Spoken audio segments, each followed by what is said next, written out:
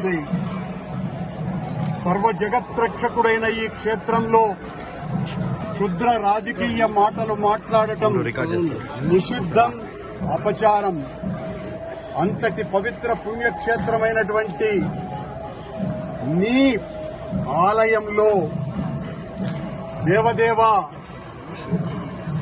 నీ అన్న ప్రసాదాలలో అత్యంత పవిత్రమైనటువంటి లడ్డూలో కళంకితమైనదని కలుషిత రాజకీయ మనస్కులు అత్యంత దారుణంగా ప్రవర్తిస్తున్నారు.